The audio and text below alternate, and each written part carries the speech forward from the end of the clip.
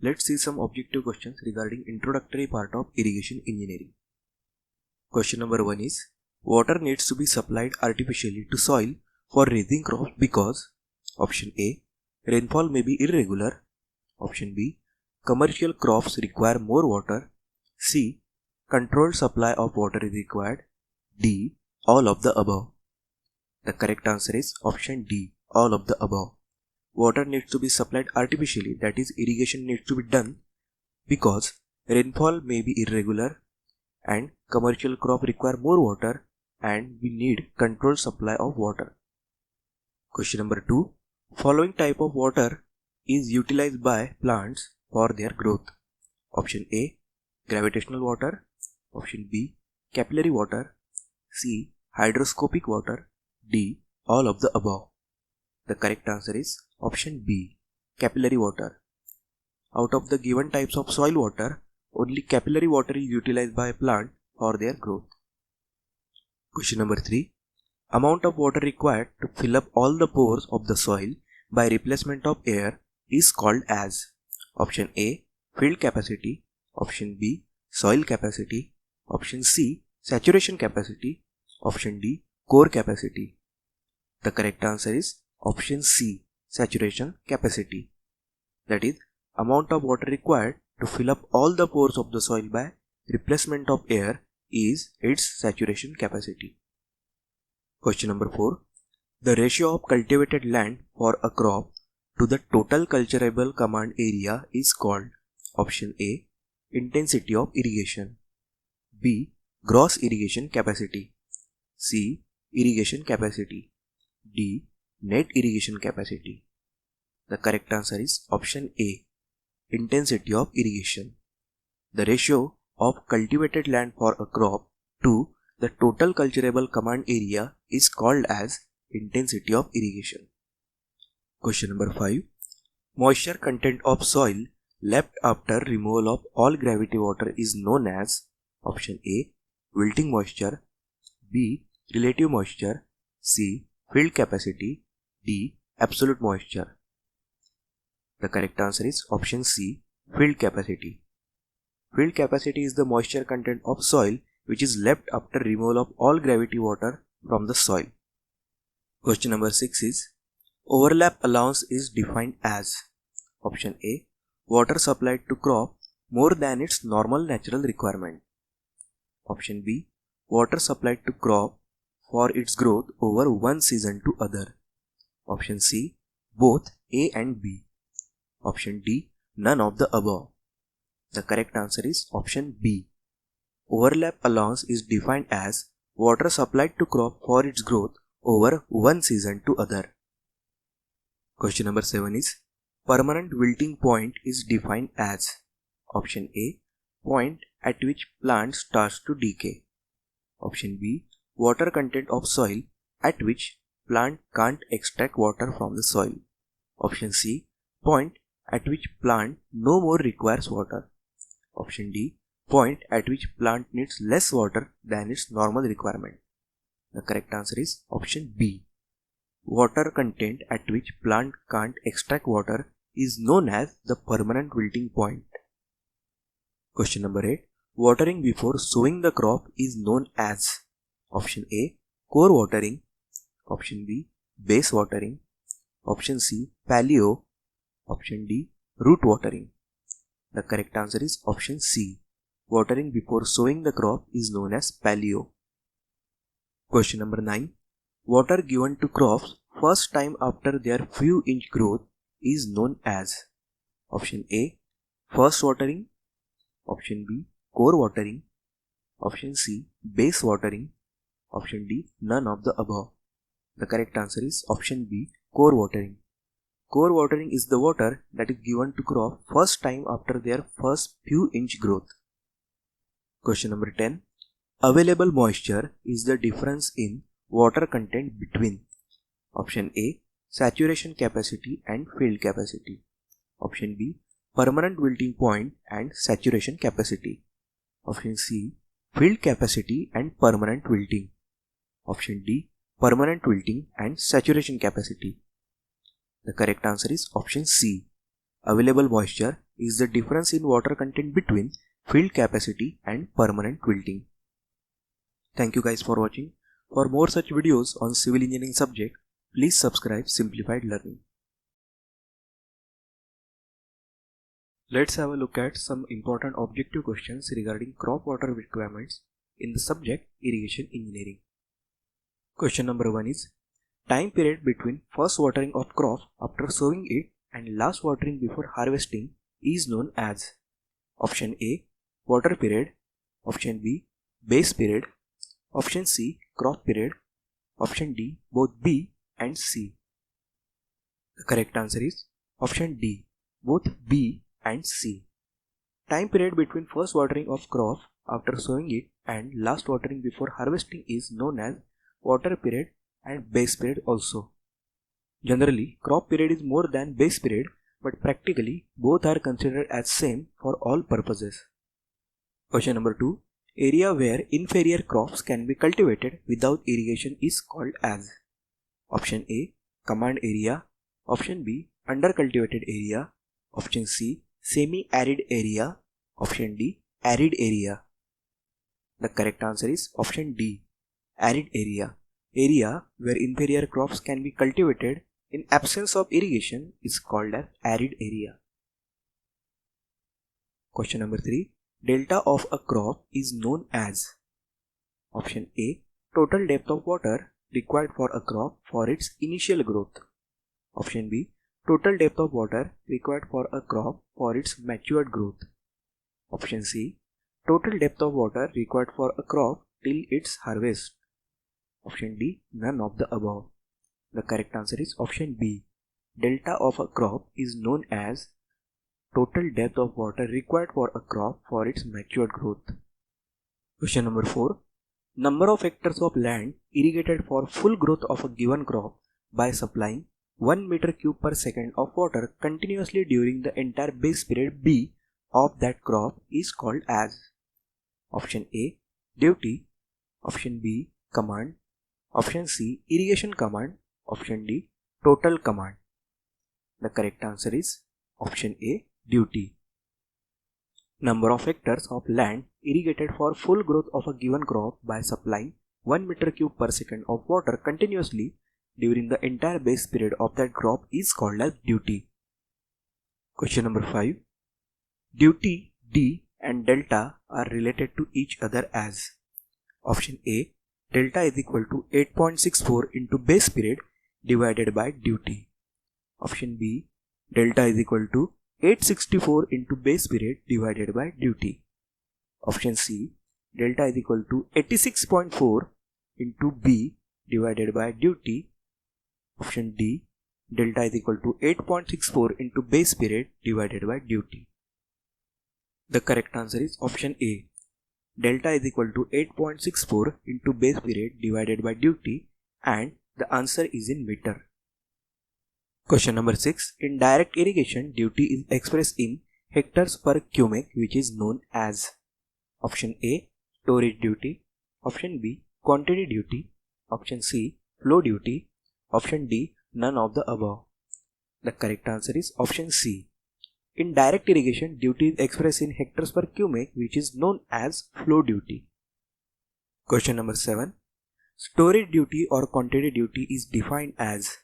Option A, hectares of land that can be irrigated per billion cubic meters of water. Option B, hectares of land that can be irrigated per million cubic meters of water. Option C, hectares of land that can be irrigated per cubic meters of water. Option D, hectares of land that can be irrigated per million cubic meters of water for crops full growth. The correct answer is option B. Storage duty or quantity duty is defined as hectares of land that can be irrigated per million cubic meters of water. Question number 8. Duty is affected by factors such as. Option A, type of crop and type of soil.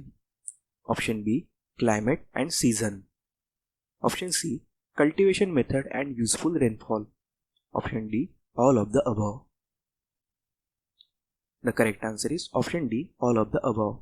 Duty is affected by various factors such as type of crop, type of soil, climate and season of that region, cultivation method and useful rainfall in that region. Question number 9. Duty of water can be improved by option A. Slope farming instead of leveled farming. Option B. Cultivating same type of crop for every season. Option C. Plowing the field properly before sowing.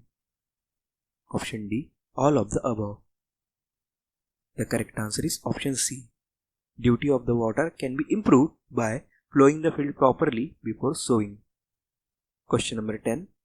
Instead of free flooding, if furrow irrigation method is adopted, then option A. Crop water requirement reduces. Option B. Water economy increases. Option C. Abundant water is available for the crop. Option D. All of the above. The correct answer is option B. Instead of free flooding, if furrow irrigation method is adopted, then water economy increases. Thank you guys for watching. For more such videos on civil engineering subject, please subscribe Simplified Learning.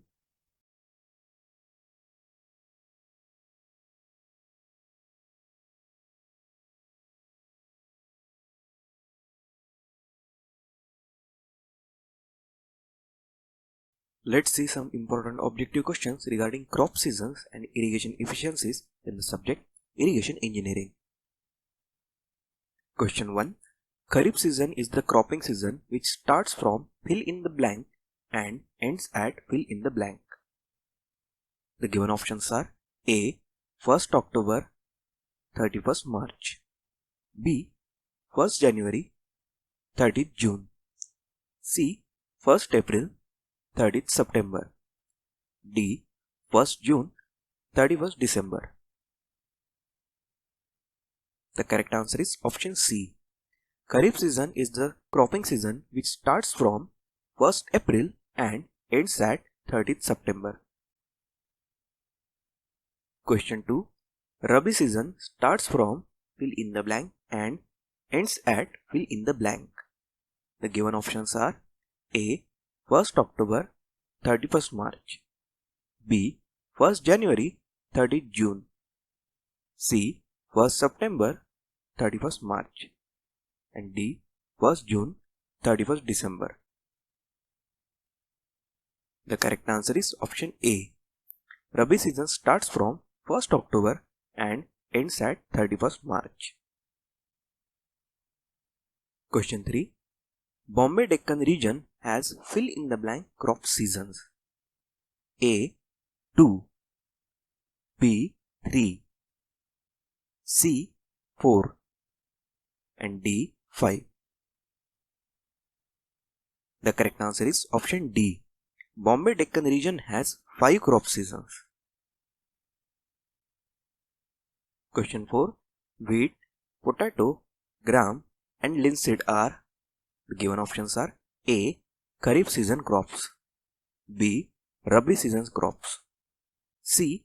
Monsoon season crops, and D. Autumn season crops.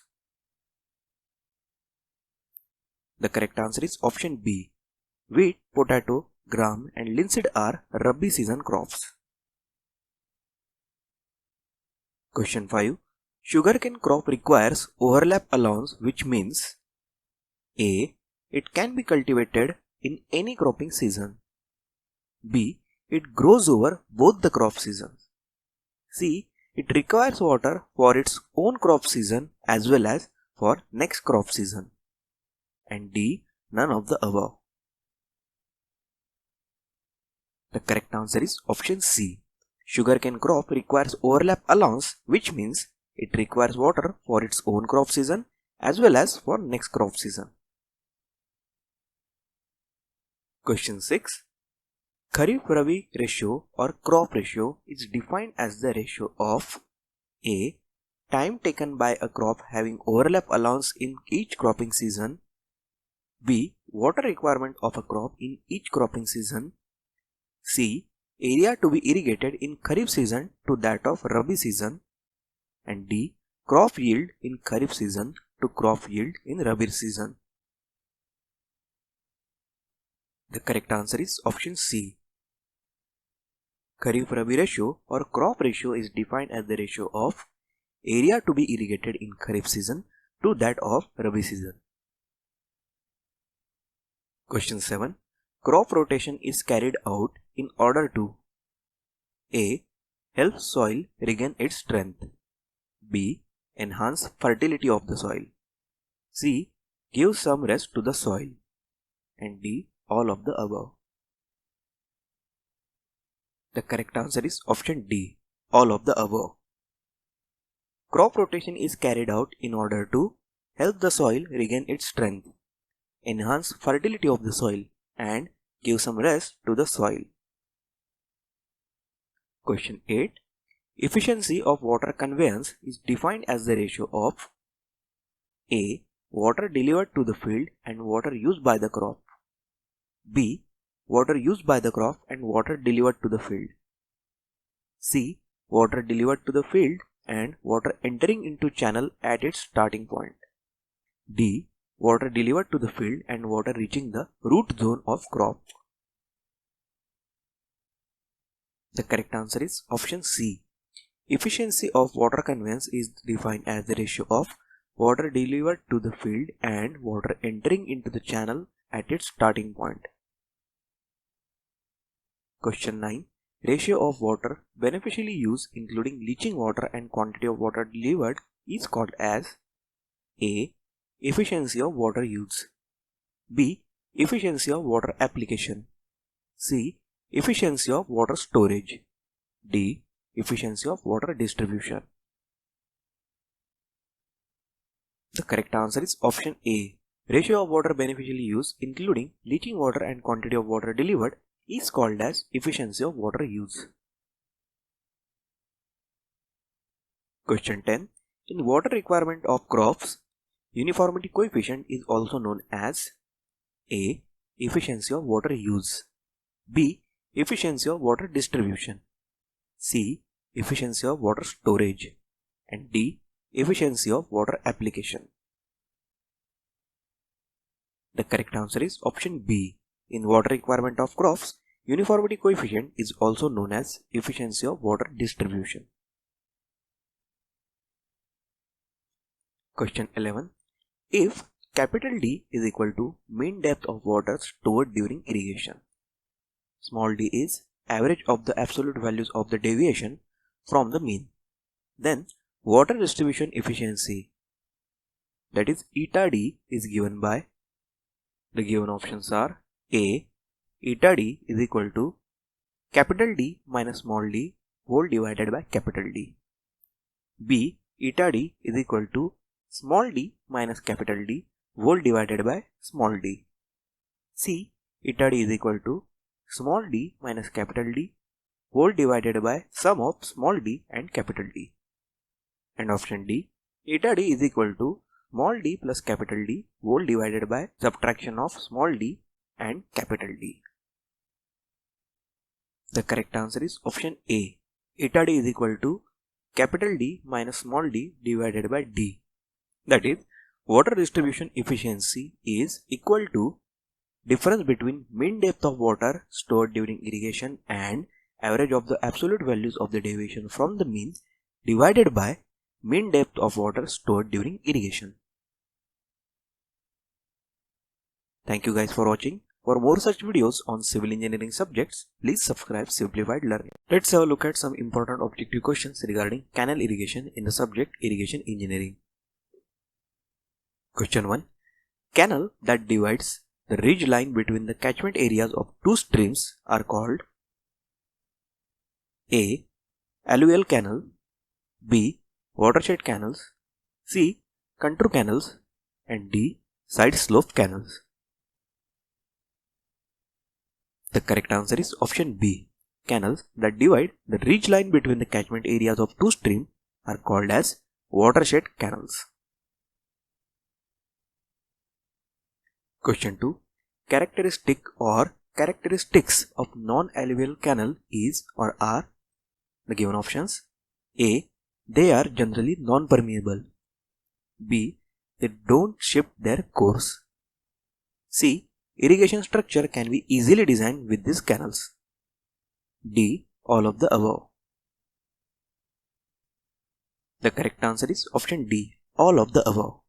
Characteristics of non-alluvial canals are: they are generally non-permeable, they don't shift their course, and irrigation structure can be easily designed with these canals.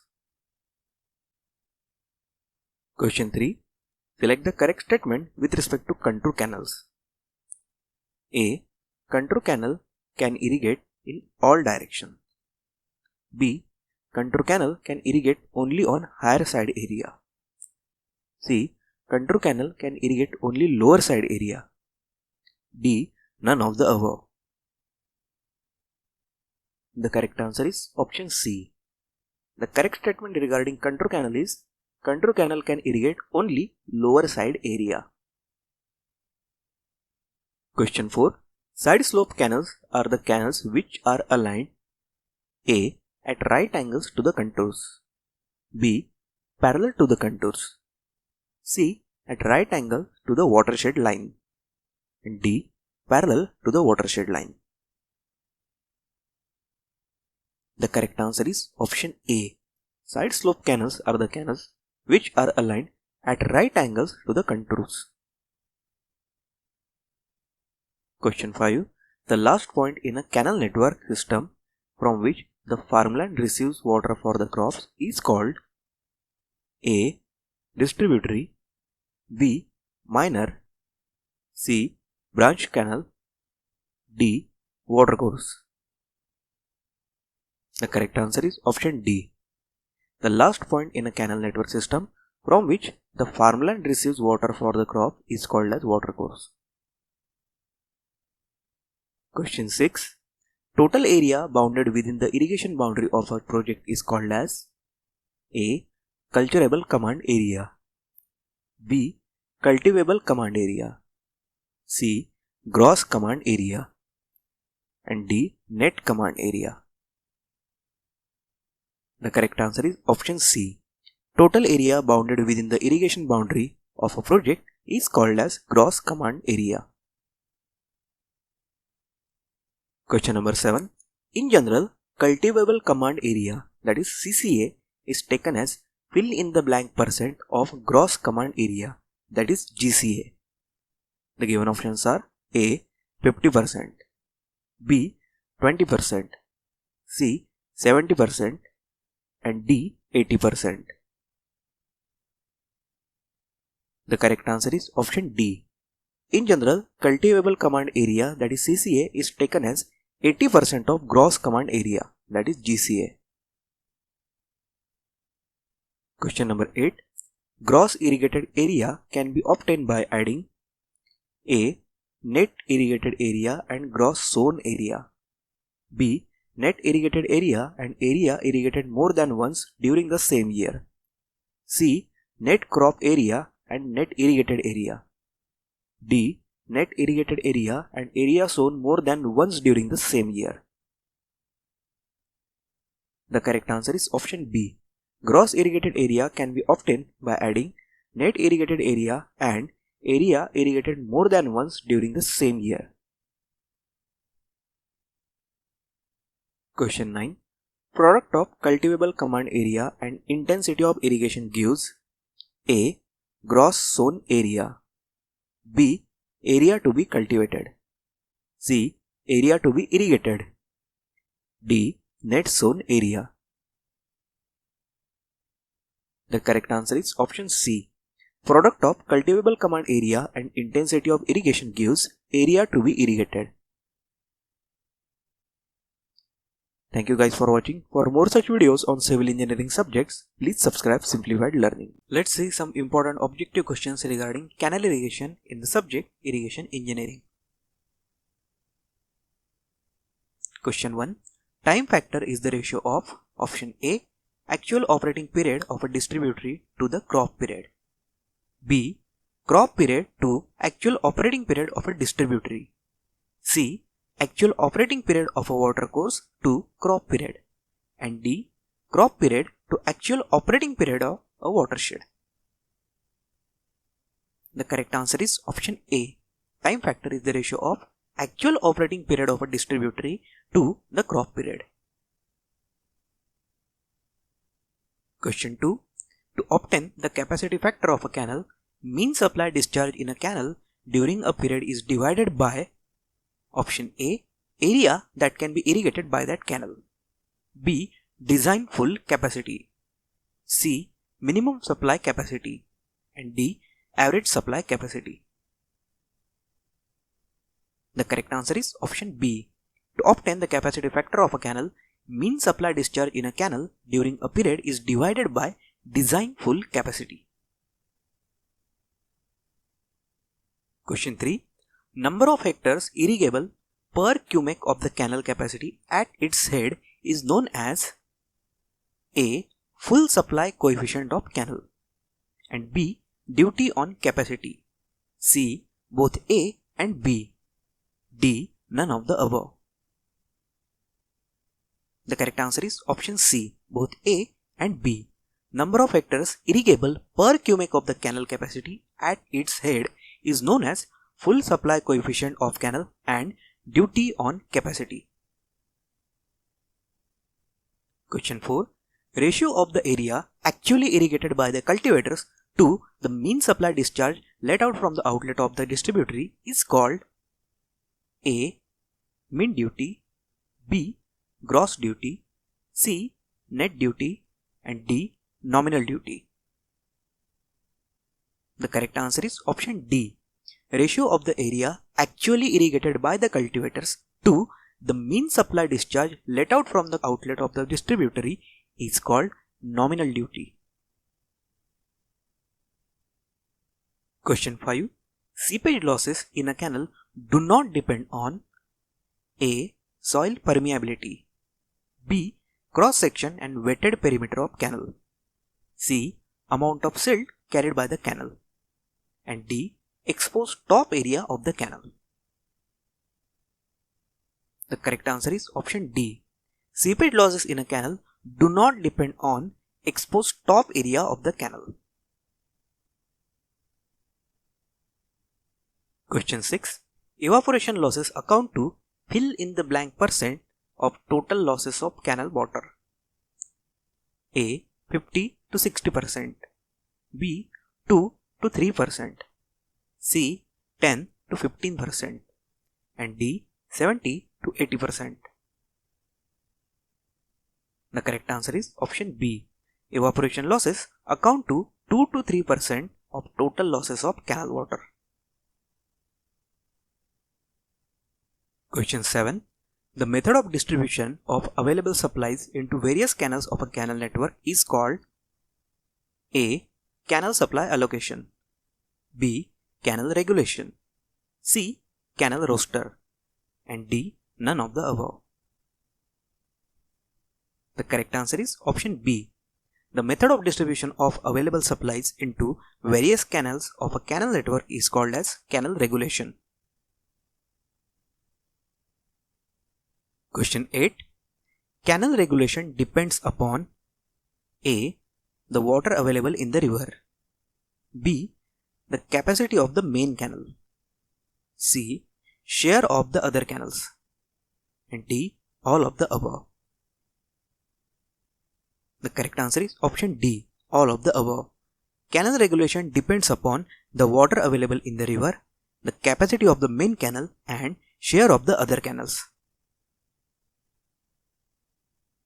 Thank you guys for watching. For more such videos on civil engineering subjects, please subscribe Simplified Learning.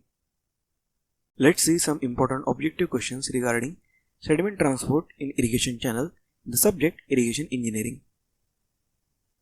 Question 1. Sediment deposition in canal is undesirable because the given options are A. It increases the load on flowing water, B. Movement of sediments in canal causes its scoring, C. Storage and carrying capacity of canal is reduced, and D. All of the above.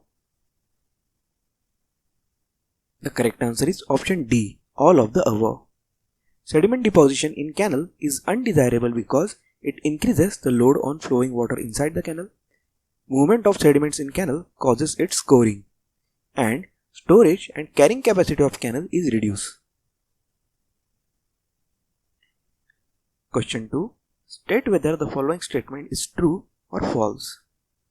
Bed load of sediments in a canal is the one which moves with canal water and occasionally jumps. A. The given statement is true. B. The given statement is false. The correct answer is option A. The given statement is true. That is, bed load of sediments in a canal is the one which moves with canal water and occasionally jumps. Question 3. When velocity of water increases just enough to make the sediment to start moving along with the flow, this stage is known as A. Bed motion stage, B. Bed transfer stage, C. Threshold stage of motion, D. None of the above. The correct answer is option C. When velocity of water increases just enough to make the sediment to start moving along with the flow, the stage is known as threshold stage of motion. Question 4. When sediment bed just start moving with the canal water, the first formation is called as A. Dunes with ripples, B. Sawtooth ripples, C. Flat surface, and D. Antidunes. The correct answer is option B. When sediment bed just starts moving with canal water, the first formation is called as sawtooth ripples. Question 5. Fill in the blank is formed when velocity of canal water increases beyond formation of dune stage. The given options are A. Antidunes, B. Sand waves, C. Flat surface, and D. None of the above. The correct answer is option C. Flat surface is formed when velocity of canal water increases beyond formation of dune stage. Question number 6. After sediments are almost in flat surface formation, further increase in canal water velocity causes A. Ripples, B. Sand waves, C. Antidunes, and D. Suspension of sediments. The correct answer is option B.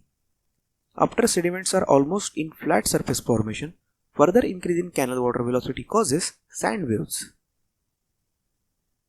Question number 7. Select the correct statements regarding antidunes. First, they form after sand wave formation stage. Second, flow is subcritical at antidunes formation. 3. High sediment transfer takes place. Number 4. Resistance to flow by antidunes is low. The given options are statement number 1, 2 and 3 is correct. B. 1, 2 and 4 is correct. C. Statement number 1, 3 and 4 is correct. And D. All of the above, that is, all the statements are correct. The answer is option C. Statement number 1, 3 and 4 is correct regarding antidunes. That is, antidunes form after sand wave formation stage, and during antidunes formation, flow is subcritical. Also, resistance to flow by antidunes is low. Question number 8. In a trapezoidal channel, tractive force is negligible at A. Edge where bed and side slopes meet, B. Center of the bed, C. Center of the side slopes, and D. All of the above. The correct answer is option A. In a trapezoidal channel, tractive force is negligible at edge where bed and side slopes meet. Question 9. At side slopes, the average value of tractive force exerted by water in a trapezoidal channel is A. 0.25 times that of average unit tractive force, B. 0.50 times average unit tractive force, C. 0.75 times average unit tractive force, and D. 0.90 times average unit tractive force. The correct answer is option C. At side slopes, the average value of tractive force exerted by water in a trapezoidal channel is 0.75 times the average unit tractive force. Question 10. State whether the following statement is true or false. The statement is, the threshold stage of motion is also known as incipient motion condition. A. The statement is true. B. The statement is false. The correct answer is the given statement is true. That is, the threshold stage of motion is also known as incipient motion condition. Thank you guys for watching. For more such videos on civil engineering subjects, please subscribe Simplified Learning.